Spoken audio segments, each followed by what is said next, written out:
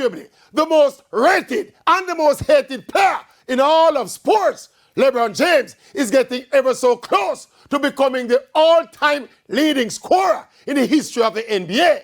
And it looked like some people, especially the Michael Jordan fans, they're not happy.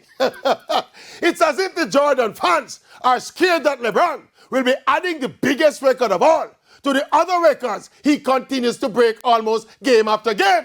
Fans are so emotionally attached to the exploits of Jordan that they refuse to even entertain the thought that another player in LeBron James can put down the body of work to be greater or even to be compared to Michael Jordan.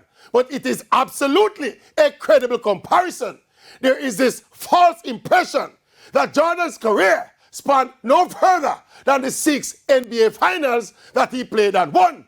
But fear is fear for a man at 38 years old, playing in his 20th season in the league, and is leading all scorers, breaking almost all individual records in addition to what he did before and apparently will continue to do. How can LeBron James not be right there in the conversation as the greatest player of all time? How? Explain how.